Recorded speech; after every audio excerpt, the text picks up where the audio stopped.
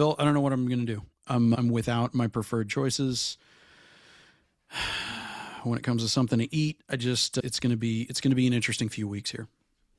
Okay. Tell me more. I didn't feel like making anything, so I ran to Popeyes. And because it's not yet Lent, they're not selling their fish sandwich. And that's usually my go-to when I just give up and go get into the Popeyes drive-through line. It's so funny that you mentioned giving up and going to Popeyes, because that's exactly what I did last night. What did you get at Popeyes last night? And do you have a standard order?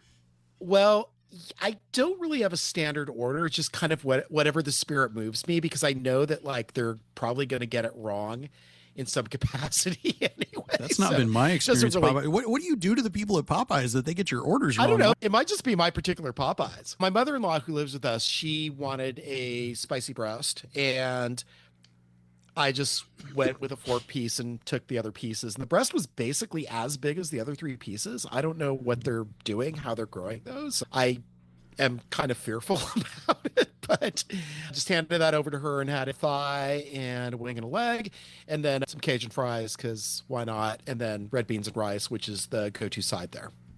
Yeah, red beans and rice is the move.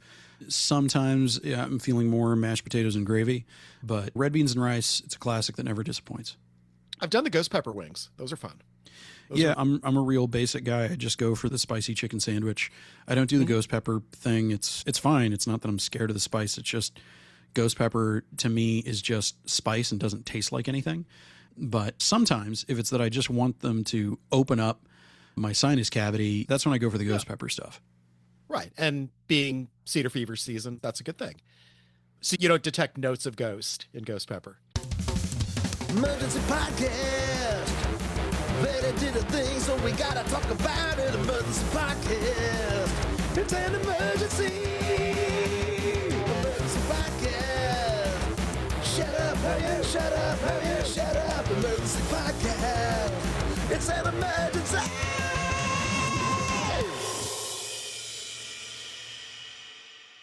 Hey, a hearty hello to you all, and welcome to Emergency Podcast, the Austin FC podcast where we talk about all the Austin FC emergencies, the ghost pepper emergencies at Popeyes. Moisés, you have been much more active in Austin FC world than I have been over these last few days.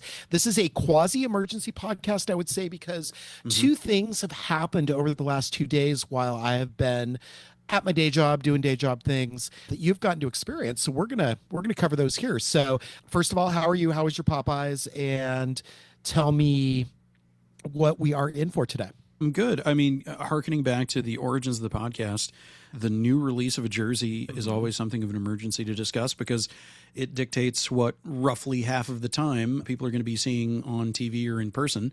And we have finally gotten the official, proper, final, it is on sale now, unveiling of Austin's new secondary jersey, the Rooted kit, which shares a name, some would say, a name that was bitten by Red Bull New York, whose new jersey is also, and I did say New Jersey intentionally, whose New Jersey, the Red Bulls New York of the greater New Jersey area. Yeah, some would say that they bit the name of Austin's just to open up their Xerox machine. That's right. Xerox machines are still a thing, kids. Maybe it went the other way. I seriously doubt that it went the other way. But as you know, bulls are known for having roots that extend into the ground. Come on. True. Come on. I mean, there are only so many things that you can do with a Red Bull jersey, which fans in F1 can attest to. There's only so many ideas that you can have before you start biting 5-year-old clubs. And they kind of have twisty roots too in that, right? In that particular jersey. Whereas ours are straight up and down mint and white lines, baby. Yeah, black. You're looking at there just being this sort of turf war. Does Austin play Red Bull this year?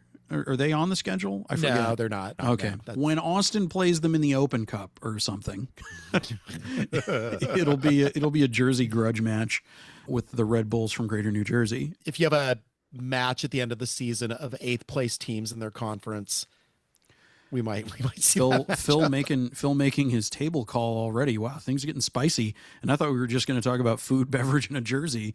The club also did do their annual food and beverage tasting event on Monday afternoon as we record this yesterday.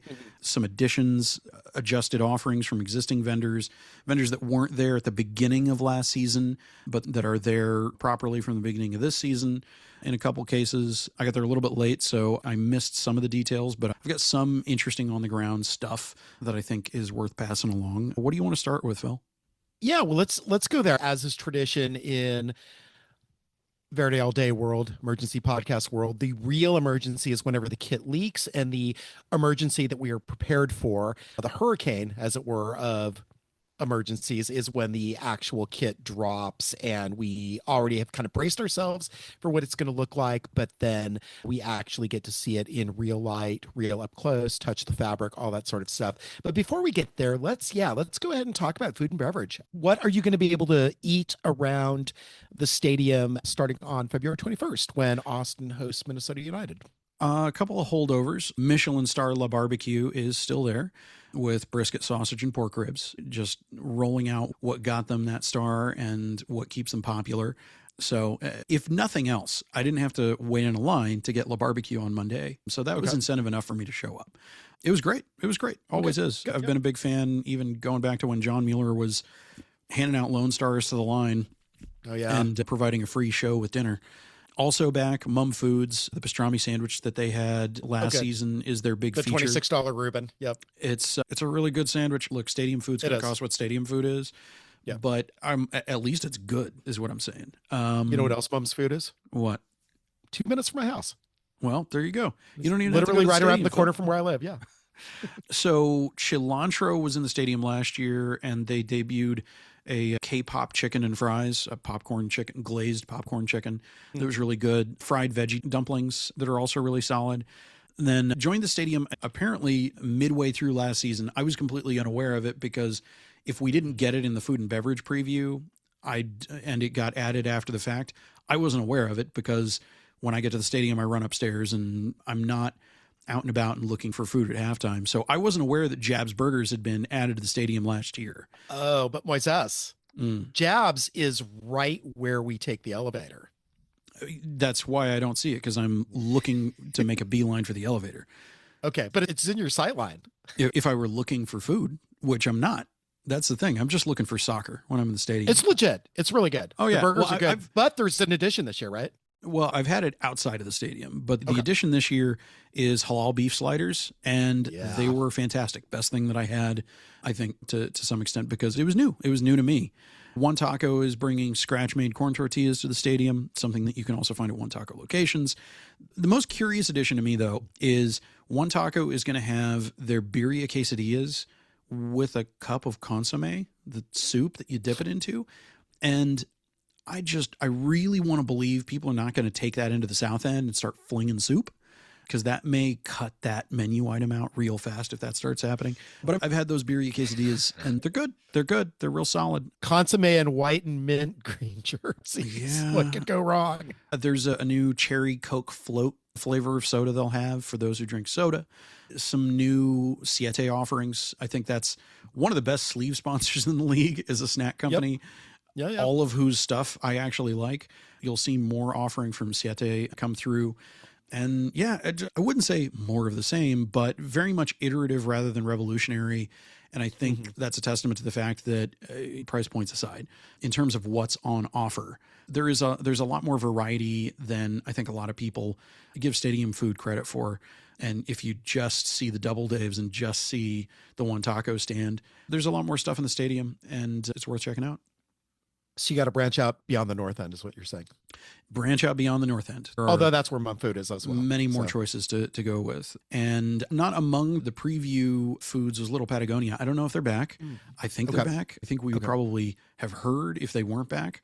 But I hope that they're revolt if they're not. I hope they're still around. But yeah, we're in that weird time where there's the stuff that they highlight for us, and then what they don't tell us, we don't know sometimes until opening day. Like the refillable soda Yeti that we thought was going to be available from the beginning of the season wasn't available 3 months into the season last year. So sometimes plans change, things change, things get crazy. But yeah, I don't see this as some sort of big backslide or any major things that are missing. I will mention also, I don't know that 512 Food Company last year had the pork belly banh mi that they had on offer at the tasting. I don't remember that, and that doesn't mean that it wasn't there because 512 had a bunch of different stuff rotating through. I do remember them having a bunch of kind of rotating menu kind of things. But one of my go-tos when I go out to Houston for Dynamo games is the banh mi stand in the stadium is great. That's the go-to for me. Best thing in there. When I go to Hell Energy Stadium. Including the Dynamo. Best thing in there. Correct. No big alarm bells or anything like that, if you ask me. Okay. Well, great. Good. Well, making a mental note to cruise around the stadium, making full revolutions on opening day to see what they didn't preview as well as how what they previewed fared, part of the wall-to-wall coverage that we offer. So I don't know. You'll probably do the same, right? So you'll probably make your way around the stadium, see what's there, see what's not. Yeah, that's a big opening day thing, is just kind of walking around and seeing what there is to see, because there's always some sort of surprise. And the atmosphere at Q2 is something that players talk about, visiting players talk about, all-star players talk about having experienced. And it's one of the things that I enjoy most about this being the beat that I'm on, is it's always a good show. It's the best show in Austin. Yeah. Yeah, and the thing is, like we've learned this past season, is that the way things are at the start of the season might not necessarily be the way that things are at the end. R.I.P. Taco Flats. I was never a big fan. I don't miss it at all. They're the best margaritas in stadium. Anybody can make a good margarita. Mm. Anybody can make a good margarita, man. I miss literally nothing about Taco Flats. All right. Let's move on. Let's move on to the jerseys. You went to the Verde store today. You saw the jerseys up close. You texted me some photos as I was at work. And in the light that you captured them in, they looked pretty good, except I'm still not a big fan of the black on the mint green and white. But this was definitely the best light that I've seen them captured in, which is weird because that also includes the stuff that Austin FC sent out on their Instagram, various heroes of the city modeling the jerseys in that particular account to do the launch today for the Rooted in ATX jersey, as it is known. I've mentioned on the show previously, I'm not a big fan of white t-shirt kits, and this one has won me over seeing it in person. One of the big aspects of this is that this one and other new jerseys from MLS this year are on Adidas's new jersey template and fabric, Climacool Plus. And when I say it feels luxurious, these things have been high technology for a while now, but this is upping the game yet again. This feels like the kind of thing that on the athletes themselves, it feels like it is going to breathe and wick and work the way that it needs to in some of the crazy high temperatures that they're going to get played in. It's something that for fans who buy the Authentics, it will keep them cooler in the summer while not being as diaphanous as the original secondary jersey was, which if folks actually saw an Authentic of that, I mean, they were practically see-through. Like you could see your skin, the tone of your skin through the jersey while wearing it. You needed to wear an undershirt with it in some cases. Defeating the purpose of a light summer jersey. Precisely.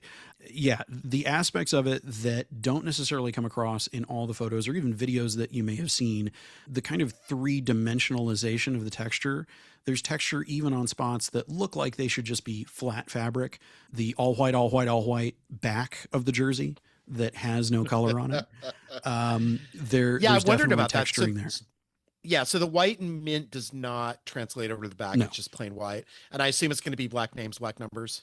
Black names, black numbers. And here's the thing is... Did you confirm that, or is that just... That's 100% confirmed. I've got a photo of a Facundo Torres jersey with black name and lettering in the back of it. And it's F. Torres? F. Torres. Okay. Yeah. Cool. It's F. Torres, and presumably Irvin Torres will be E. Torres. Torres. Or just maybe Torres. just Irvin. Who knows? Do you think he's going to mononym it? That'd be fun. Look... I think that'd be cool. I like the idea of 5 years from now talking about a record transfer fee for Irvin, one name only. Yeah.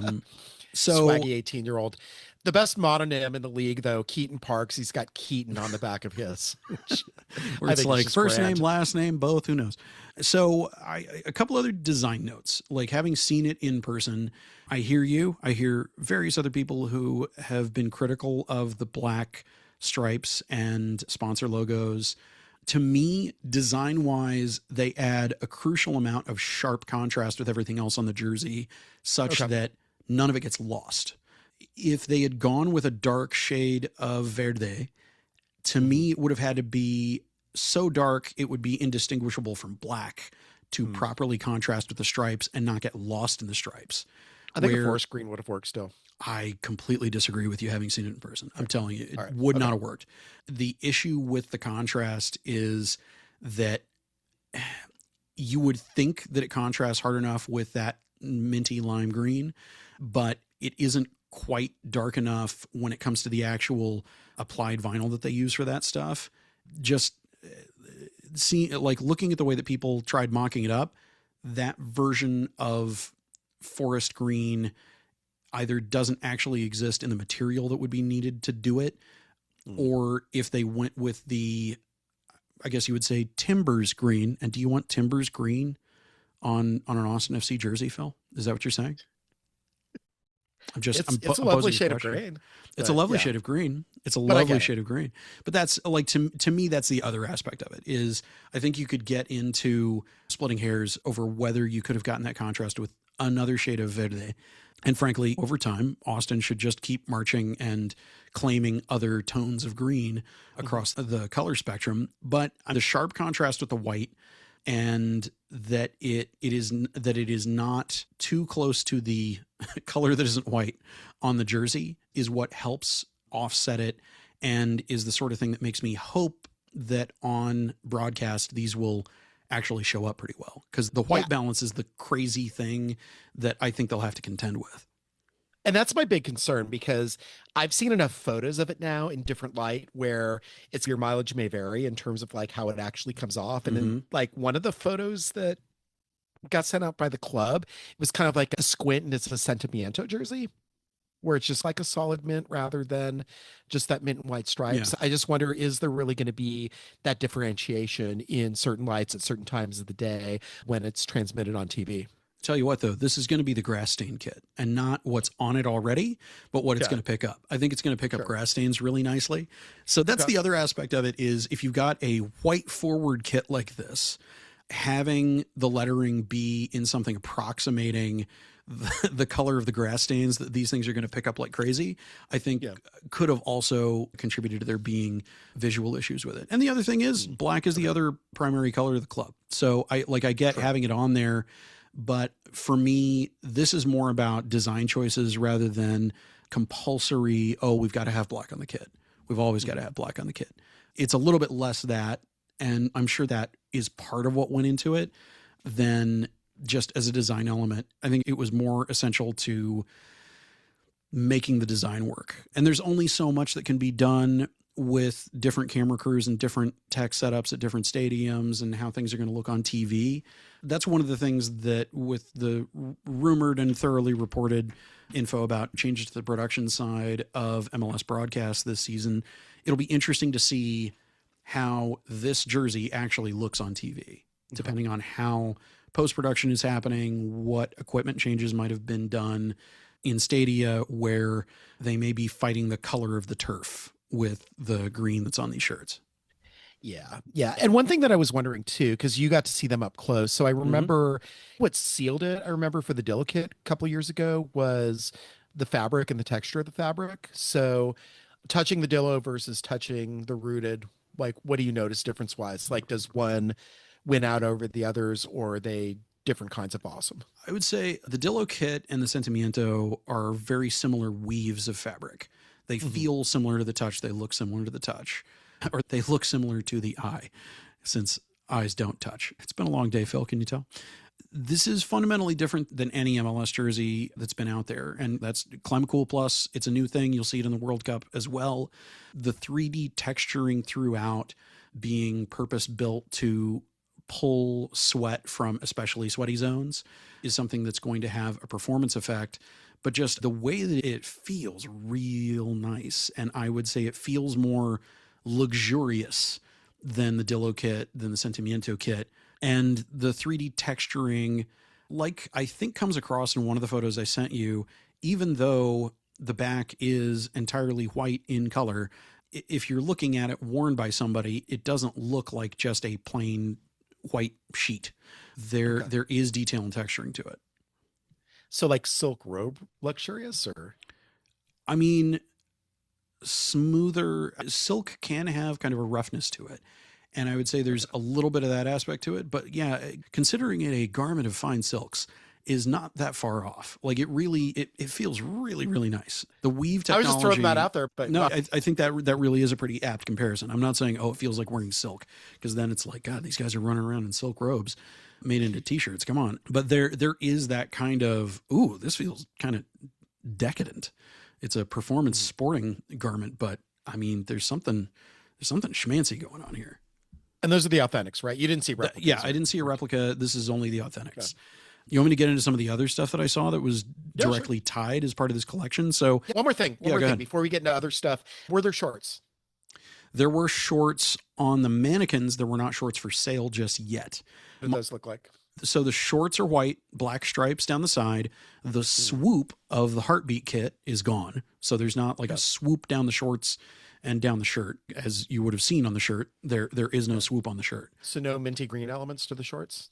Just at the trim. So in the same way that there's kind of a minty green frosting to the collar on the jersey. Okay. There's that same kind of thing on the bottoms of the shorts. Okay. Gotcha. Okay. So yeah, just a little. They are mostly white with the black stripes and logo marking. Okay. That is disappointing. But the same Climacool fabric. So they didn't just do white, but Aero ready or whatever. They didn't just throw on some polyester on the bottoms. No, they're real nice, man. Climacool plus all the they are real nice. So it doesn't seem like this really suits full kit wankers though. Yeah, I mean, you got to be wanting to walk around in your white Sunday best or Saturday afternoon best. Be careful. Watch out for those beer showers. Frankly, depending on how the pollen count is, you might leave the stadium with a green and yellow jersey. Honestly. It's pretty bad right now, by the way. It's pretty bad out there right now. But yeah, there's every time they drop a new kit, there's a collection that surrounds it of lifestyle gear, t-shirts, hoodies, sweatshirts, hats, scarves. Sure. There were 3 different themed scarves up on the wall already. Yep. I was told that they are expecting the rooted kit matching travel jacket soon. The players have them. You've seen the players wear them. Yep. They don't have them in the Verde store yet, but they are coming. They do have the heartbeat color themed anthem jackets that are nice lightweight windbreakers for the princely sum of $120. Something that may not be immediately noticeable just seeing Brandon Vasquez wear it on MLS Media Day is there are specific panels that are vented fabric. So it is very much more of a multiple weather situations piece of gear than some previous year reversible anthem jackets that the team has had. It's not reversible. This is not reversible. So 2 separate jackets depending on which color scheme you want to theme to. Well, you could reverse it, but it wouldn't look goofy. It would look wrong, just plain wrong. But it's good. It's good. It's not quite as noisy as the one from a couple years ago. That was the number one complaint was it sounds like the rustling wheat in a Terrence Malick movie. That's a very specific metaphor. It's a very Austin metaphor for a very Austin director. Or a simile, since you said like. True. There we go. But also similes are metaphors. That's the thing. Don't get me started. Yeah. Squares are rectangles, it turns out. The other notable stuff, there was a hoodie that has left breast patch with the tree bridge iconography that you see on the jock tag of the jersey. Real nice. That's cool. Like the sweatshirts and hoodies, even though we're not much of a sweatshirt and hoodie place, except some kids will wear a hoodie in literally any season in Austin because the AC is always on blast if it's not cold outside. There you go. So yeah, a couple of themed sweatshirts, some t-shirts, one of them that has this kind of like crazy leaves all over pattern. I didn't look at the fabric blend on a bunch of these, but usually this Fanatics manufactured stuff is going to be a cotton poly blend. So if you have a scaling allergy to synthetics, make sure to look at the tag before buying something that looks really attractive on the rack.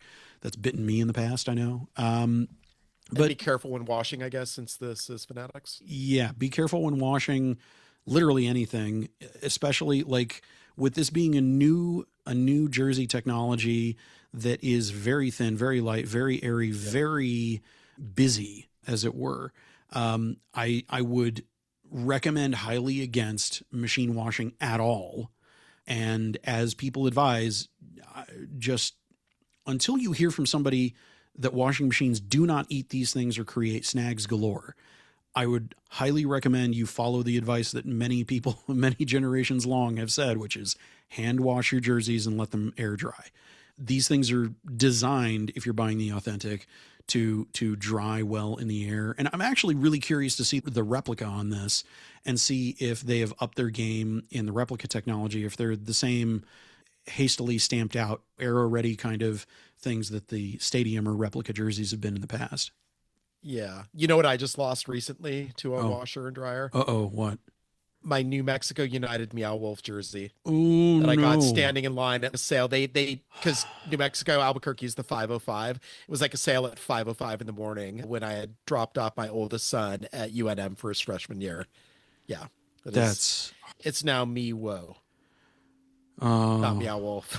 Yeah, it's pretty tragic. Wow. That's really walking in a refrigerator door to the core of your unhappiness. That's So wow. lesson be learned: hand wash, air dry. Hand wash, air dry. There's wisdom to not falling into the traps that others have fallen into before you.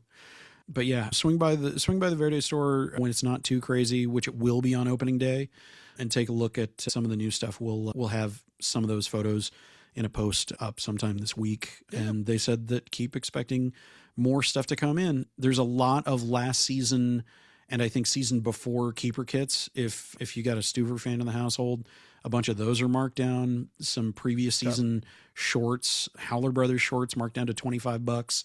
There's some really good deals. Yep. They are eagerly trying to move a bunch of older stuff before the season starts. But I'd advise folks who are thinking of going to Verde Fest to hang on to their coins maybe and get some supporter group produced gear that'll be on sale then. The stuff at the Verde store will still be there. It'll still be there months from now. Get it as you please. Say again? Any hints you can give us? Supporter gear? Yeah, if you're looking for some new stuff from Los Verdes, there look to be some brand new things available there in person, as well as things available for pre-order. Okay. Any themes or anything we can talk about? The colors Verde and black. Thanks. Having a great time. That's pretty much Wouldn't it. have guessed that. Yeah. Real banger designs. Thanks for those insights. Yeah. Really appreciate that. On the merch side of things, I'd be remiss if I didn't mention that there's now a mock-up of the 2026 Los Verdes membership swag pack, and included is a scarf designed by Bobby Dixon, who was the artist behind the Protect the Legend Dragon Tifo from a couple years ago. Oh, nice. Okay. That on one side, there's the bottom half of a skull, such that if you tie it around your face, it's like a skull face gator. It's really cool. It's one of my favorite things that we've done over there. And those will be shipping out in early March, looks like. That's when we should get them in from Portugal. And it includes a sticker pack and a new enamel pin by tattoo artist Larry Dawn. That stuff is already out. That stuff that LV is going to have brand new on Verde Fest night very well may appeal to you. Comes from a very similar aesthetic is what I'm saying. That's awesome. Yeah, Lori Dawn's great. She did my Maple Leaf. Yeah, and it's got spot glitter on it. It's got a scarf of its own on the pin. You got a scarf in the bag. You got a pin with a scarf on the pin. I mean, it's scarves galore. Scarves and skulls as far as the eye can see. Nice. Good. I guess we leave it there, or anything else you want to share with people? A thing I was going to bring up, because when it comes to new kits and new merch and all that kind of stuff, one of the recurring things has been the mystery of Austin FC2 has a star over the crest. Why can't people buy jerseys for this team? And it's something that feedback has gone back to the club of please, sir, please. We want to buy this jersey, sir, please. And the indication on the record and off the record, but within earshot of not people who are members of the press, so it got heard, was that the club would love to do this. And the club knows that there are a lot of people who very passionately go out to Palmer Field and follow the team and want those jerseys. And there's a button here coming up, right? But the thing that was said was, well, the league said no. And then at the time, the commissioner of Next Pro, when I asked him, said, oh, yeah, the club can do that. You should ask the club president. He's right over there. And I'm like, I talked to the guy and he said, yes, they would love to do these. So that was a couple years ago. And since then, last season, Colorado Rapids 2 were selling jerseys. North Texas SC were selling jerseys. And what I have found out on background from sources that are not in the Austin FO. And anytime I talk about source stuff like this, people like to play, oh, find the source. Oh, tell us who your source is. That's not how sources work, guys. So I'm not going to tell you who the source is in either case. But if you follow where I'm going, it was not anyone in the Austin FCFO or associated with the Austin FCFO. And hilariously enough, very, very easily handed over the information to me, which leads to that idiom of don't ascribe.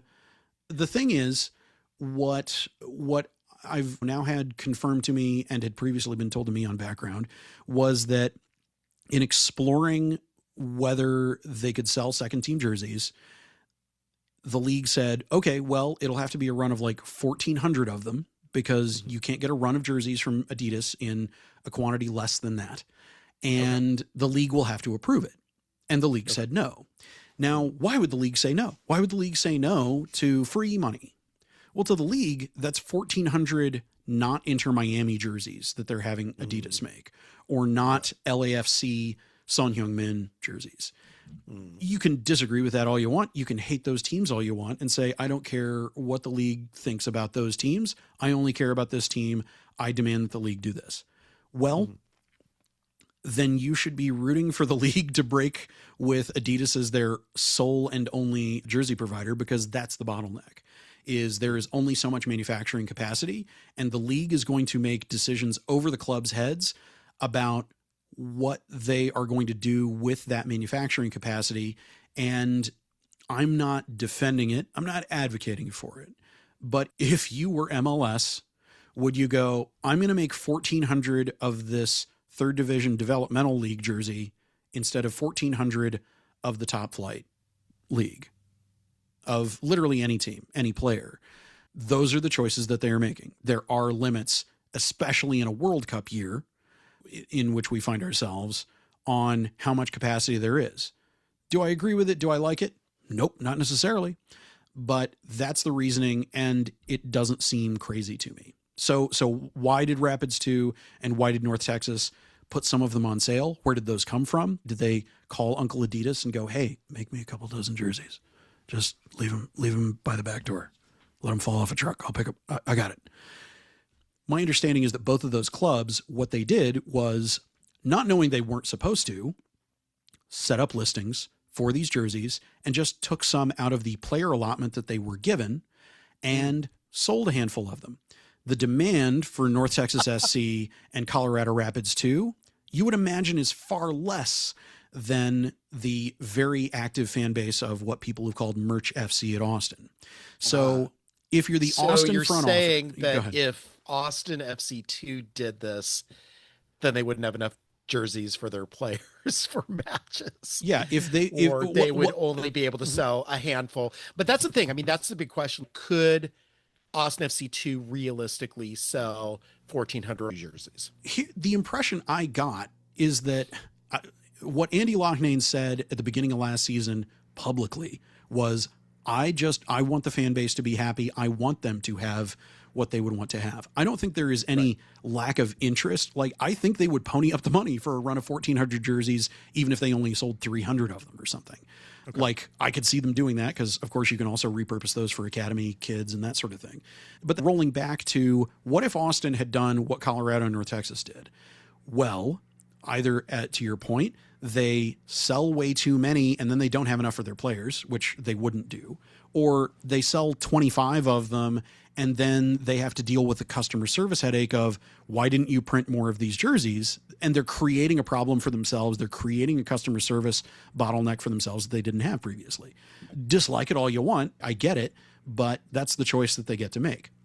Yeah. So that's very much my understanding, is that Rapids 2 and North Texas not expecting to really sell that many of them. And if you've been to matches at either of those Next Pro teams, you know that they're not very heavily attended. Even in the case, I went to MLS Next Pro Cup and it was not very heavily attended at the former ballpark in Arlington.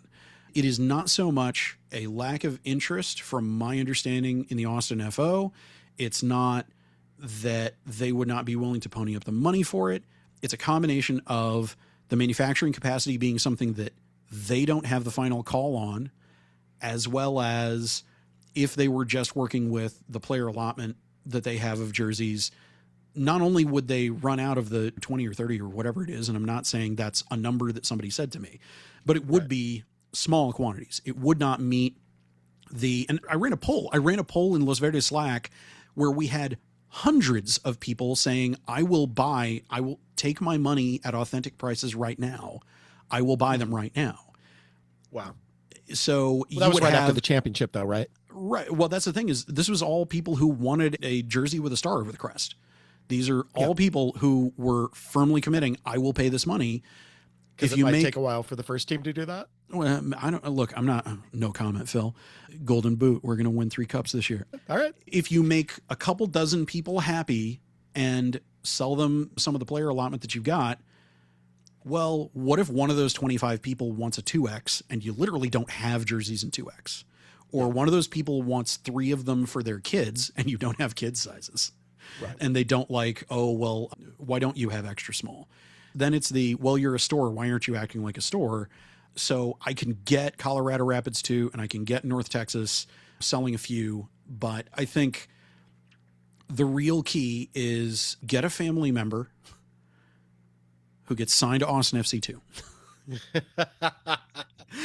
And then see about buying an extra jersey because you have an in that way. That to me, nobody's going to like it. Who knows? We might get hate mail over it. Things I've said may be misconstrued or misunderstood. That's my understanding of the whole thing. And I'm not thrilled about it. I wish I had second team jerseys going back to the inaugural season for keepsakes, even though I'm not wearing fan gear anytime I'm covering the club and there are only so many other hours of the day that I have. But that's where things stand. So if you don't like it, cross your fingers that Footy Headlines was onto something, that MLS is breaking with the exclusive Adidas deal and maybe letting clubs manage that relationship themselves. Because, and this is not me telling tales out of school, I can't imagine that the clubs like being told, hey, there is this merch category in which you are capped and limited at what you can make when you have hundreds of people wanting to fork over money for it. I can't imagine they're happy about that. Whereas Hummel's sitting right there going, hey, what about us? But here's what I will say. Yeah. That limitation on the jerseys doesn't extend to T-shirts. Where are my T-shirts? See? Yeah. You didn't think I was going to go militant, but I went militant. Where are my T-shirts? Make me a T-shirt version of the jersey. There you go. Same star over the crest. The same print, star over the crest, printed on a black cotton T-shirt. People will be fine with that. Put it on a white shirt. Look, if you can't print the jerseys, if you can make the shirts, I'm saying right now, people will be like, no, I want the jerseys. I will accept nothing but the jerseys. Do one print run of shirts, and I think you'd be surprised. That's the one bit of advice I would throw out into the ether to whoever might or might not be listening. Right. All right. If there is not anything else, we'll leave it at that. Just a reminder, this is going to drop here on Wednesday morning. There is a game that you cannot watch. Austin FC is playing the Fire at Coachella, but there will be some online updates throughout the day, I imagine. We'll try to read the tea leaves on that. And then, of course, we'll be watching on Valentine's Day. I will be temporarily shirking my romantic duties, but my wedding anniversary is the week before Valentine's Day. So Valentine's Day is an afterthought. That's planning. Not only did I have a wedding during Mardi Gras in New Orleans, but I also did it the week before Valentine's Day. So smart thinking on my part. But yes, we will be watching that game against SKC, which is increasingly looking like it might be the worst team in the league. So we're going to see how that goes. Here's my preview for that. Okay. I've said, I don't think it matters, what happens in terms of results with Austin FC in these preseason games. Austin FC has got to show up against a team with a current roster of, as of today, 15 players. It was 14 yesterday. And they signed a guy today. Now they have 15 guys on the roster. Oh, dear God. They flew out academy guys to fill out their roster. Oh, my God. To me, this is not an unreasonable expectation. And I would be surprised if the expectation was not there from the sporting and ownership side of things. Minnesota beat Sporting Kansas City last year in preseason 6-0 in a precursor to what was a terrible Peter Vermees firing season. Mm-hmm. Don't get overconfident because they only beat them 3-0 on Saturday. Right. So I'm just saying, you got to show up. You can do this, guys. Like, do you guys want to be the 6-0 champions over SKC this year? Do you guys want to take that crown from Minnesota? I want to see how Austin fares against that side that Minnesota just beat 3-0, while admittedly having a bit of trouble scoring at first and breaking through their defense. But when they did, Sporting Kansas City subbed out their keeper part of the way through the first half, bringing on Stephen Cleveland, who I think might be dueling for the top spot now. Yeah, and I was just going to say, you're reading my mind here, since Stephen Cleveland knows this team better than John Pulskamp, what if he starts on Saturday? I don't think that's out of the realm of possibility at all. I don't either. That's why I'm bringing it up. Oh my goodness. All right. We're going to leave it here. Moisés, thanks for all the hard work that you did out in the world. And we'll be I went doing and ate more free stuff. food and had a Coke. I mean, that was know, real that's- hard. I walked into And then the you store touched and some took a few jerseys. photos. I mean, I'm cutting myself down. I mean, give me praise for actual hard work when I do some actual hard work. This was stop by a store on the way home. This is the best thing I've heard in the history of the 8 years I've been on this planet.